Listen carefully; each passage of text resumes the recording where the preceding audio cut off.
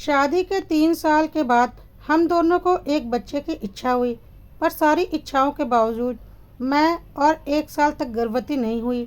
तो हम दोनों चिंतित हो उठे। हमने आपस में विचार विमर्श किया और डॉक्टर के पास गए। सबसे पहले मेरी जांच हुई। जांच रिपोर्ट आने के बाद भीतर में चल रहे अंतर्द्वंद को संतुष्टि मिली कि मुझ में कोई भी कमी नहीं है, अर्थात मैं मां बनने में सक्षम हूँ। जबकि प्रभात चिंताग्रस्त हो उठे। उन्हें स्वयं पर संदेह हो गया। उन्होंने अपनी जांच कराने से साफ इनकार कर दिया और ये बात मुझे किसी को भी ना बताने की सख्त हिदायत दी। अरुंधति, जैसा कि तुम्हारे चेकअप से स्पष्ट हो चुका है कि तुम में कोई भी कमी नहीं है, तो जाहिर सी बात है कि मुझ में ही कमी है। तुम माँ बनने में सक्षम हो, पर मैं पिता बनने में नहीं। तभी तो 4 साल हो चुके हैं हमारी शादी को और हम लगातार 1 साल से कोशिश कर रहे हैं, पर तुम अभी तक गर्भवती नहीं हो पाई हो। लेकिन प्रभात, चेकअप तो सिर्फ मेरा हुआ है, तुम्हारा नहीं, तो तुम ऐसा कैसे कह सकते हो? अरुंधति, यह बात तो सीधी से है कि अगर तुम में कोई कमी नहीं है और फिर भी तुम गर्भवती नहीं हो पा रही हो, तो कमी मुझ में ही है। फिर चेकअप की ज़रूरत ही क्या है? प्रभात ने बिना डॉक्टर के जांच के खुद के पुरुषत्व पर शक कर लिया था और वह इस बारे में कुछ भी डिस्कशन नहीं करना चाहते थे। शायद पुरुषों की यही समस्या होती है कि वह अपनी कमियों को स्वीकार नहीं कर पाते, और यहाँ तो प्रभात बिना किसी जांच के ऐसी बातें कर रहा था। प्रभात गंभीर व परेशान रहने लगे। मैंने उन्हें एक बार समझाया भी कि आप भी अपनी जांच करा लें। यदि कोई कमी निकली तो उसे दूर किया जा सकता है। लेकिन ये इस प्रकार से तिलमिला उठे थे मानो मैंने इनकी दुखती रग पर हाथ रख दिया हो। अब तो जब भी कोई इनसे बच्चे के बारे में सवाल करता, ये बौखला जाते मानो इनकी चोरी पकड़ी गई हो। एक दिन प्रभात ने अरुंधति से कहा, मेरा छोटा भाई चेतन ग्रेजुएशन की परीक्षा देने के बाद 15 दिन के लिए घूमने के लिए मुंबई आ रहा है। लेकिन इसी बीच मुझे कंपनी के काम से 15 दिन के लिए अमेरिका जाना है। तुम उसका पूरा ख्याल रखना और उसे अच्छे से मुंबई घुमाना। उसे मेरी कमी महसूस नहीं होनी चाहिए। अरुंधति ने कहा, बिल्कुल, तुम उसकी चिंता मत करो। आखिर वह मेरा भी तो देवर लगता है। कभी कभी जब सास ससुर चेतन के साथ चले आते तो वे हमसे एक पोता या पोती की इच्छा के बारे में ज़रूर बताते। चेतन से मेरी बहुत अच्छी बनती थी। वह मेरा देवर कम, दोस्त ज़्यादा था। लेकिन इस बार चेतन अकेला ही मुंबई आ रहा था। प्रभात अमेरिका जा चुके थे। अचानक कॉल बेल बज उठी तो मैं अतीत से वर्तमान में आ गई। मैंने उठकर दरवाज़ा खोला। सामने चेतन को मुस्कुराते हुए देखा। नमस्ते भाभी। चेतन अंदर आकर दीवान पर बैठ गया। कैसी हो भाभी? और भैया कैसे हैं? सब ठीक है। वे 15 दिनों के लिए आज ही न्यूयॉर्क गए हैं। भैया तो बिल्कुल भोले हैं भाभी। अरे, उन्हें तो मुझसे डरना चाहिए। सोचना चाहिए कि चेतन कितना स्मार्ट है, फ्लर्ट है ना भाभी? चेतन हंसा तो मैं भी धीरे से मुस्कुरा दी। शाम को हम दोनों घूमने निकल पड़े।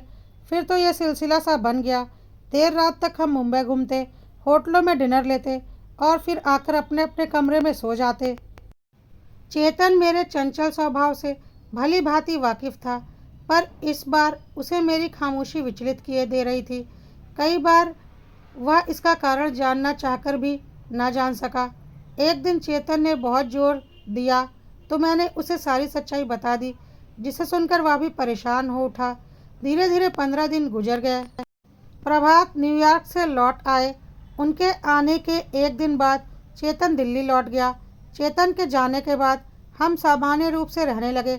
अचानक अगले महीने मुझे एक दिन 2-3 उल्टियाँ हुई और कई बार जोरों से चक्कर आया। इन्होंने फौरन डॉक्टर को बुलवा लिया। मुझे देखने के बाद डॉक्टर ने जो कुछ कहा, उससे ऐसा लगा जैसे मेरे ऊपर कोई खुशियों का बम फट पड़ा हो। मैं गर्भवती थी। ऐसे इतने सालों के बाद अचानक गर्भवती होने का एहसास मेरी कुछ समझ में नहीं आ रहा था। ये भी ऊपर से तो खुश दिख रहे थे, पर अंदर से संशय से घिरे हुए थे। मैंने एक दिन इनके अंदर आए हुए शक को दूर करने के लिहाज से बोला, आप खुश नहीं हैं? शादी के इतने सालों बाद आप पिता बनने वाले हैं।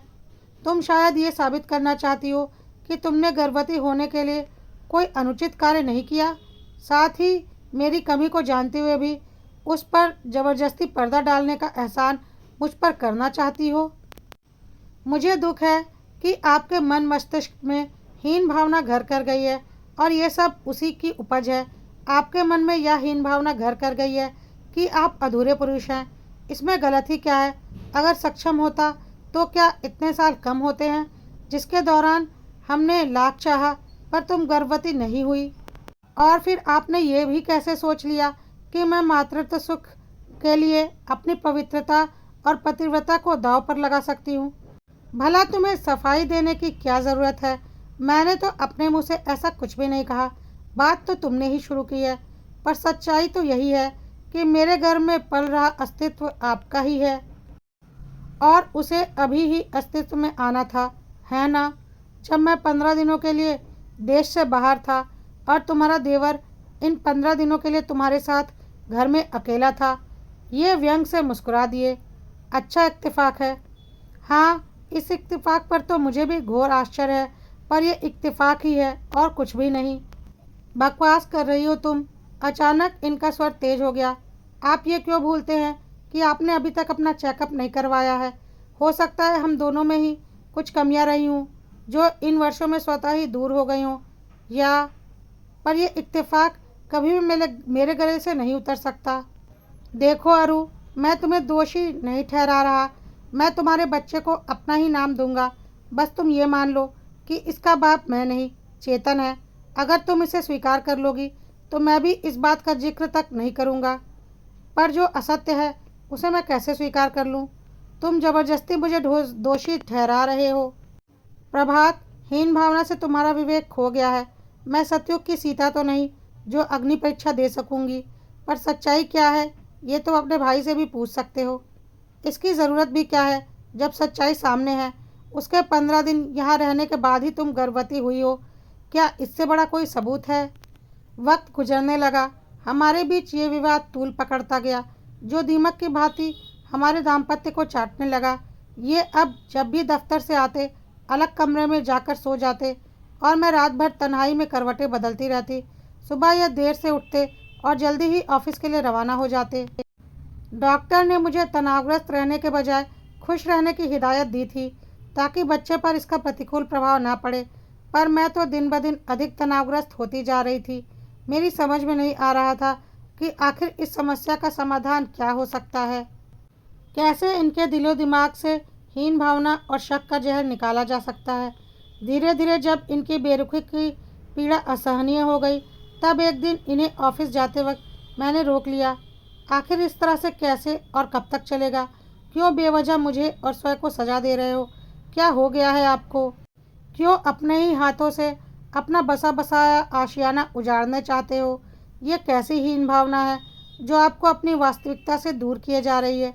काफ़ी देर तक मैं सिसकती रही और ये शून्य में निहारते रहे। फिर ना जाने किस भावना से वशीभूत होकर इन्होंने मुझसे कहा, सुनो, तुम दिल्ली चली जाओ। तुम्हें वैसे भी अब देखभाल की ज़रूरत है। वहाँ सभी लोग हैं। माँ सुनेंगी तो तुम्हें यहाँ रहने भी नहीं देंगी और आप यहाँ अकेले रहेंगे। मैं रह लूँगा। कहते कहते पुनः इनका स्वर भर्राया था। मैं ना चाहते हुए भी दिल्ली आ गई। सास ससुर देवर ननद ने मुझे पलकों पर बिठाया था। मैं जैसे सभी की आशाओं का दीप बन बैठी। चेतन ने मुझसे एक साथ कई सवाल कर डाले जिसके जवाब में मुझे सब कुछ बताना पड़ा था। सुनकर उसके कोमल हृदय को गहरी ठेस लगी थी। एक समय तो उसने मुझसे यहाँ तक कह दिया कि मैं भैया से बात करके देखता हूँ, पर मैंने उसे मना कर दिया। फिर वो दिन भी आ गया जब मुझे मातृत्व सुख मिला। मेरा हृदय तृप्त हो गया, पर इनकी अनुपस्थिति मेरे हृदय के एक कोने में टीस बनकर चुभ रही थी। बच्चा बिल्कुल इन पर गया था। सास का कहना था कि जब ये पैदा हुए थे तब बिल्कुल ऐसे ही थे। मैं भी इस बात से काफ़ी आश्वस्त थी, मानो वह मेरी पवित्रता का सबसे जीवंत परिचायक। घर के लोगों ने फ़ोन कर इन्हें यह खुशखबरी दी, पर यह काम का बहाना बनाकर नहीं आए। मैं रो पड़ी। मेरी पीड़ा चेतन से देखी नहीं गई। वह मुझे इन्हें साथ लेकर आने का वादा करके मुंबई रवाना हो गया। 2 दिन के बाद जब वह आया तब वह अकेला और बिल्कुल टूटा हुआ प्रतीत हो रहा था। वह मेरे समीप बैठकर रो पड़ा। भाभी, ना जाने वह कौन सी मनहूस घड़ी थी जब मैं मुंबई गया था। ना मैं मुंबई आपके पास जाता, ना भैया आपकी पवित्रता पर संदेह करते। भैया बहुत जिद्दी हैं भाभी, लेकिन मैंने भी उन्हें बहुत कुछ कह दिया है कि अगर उनमें जरा सी भी गैरत होगी तो वे आएंगे, ज़रूर आएंगे। 3 दिन के बाद ही ये आ गए।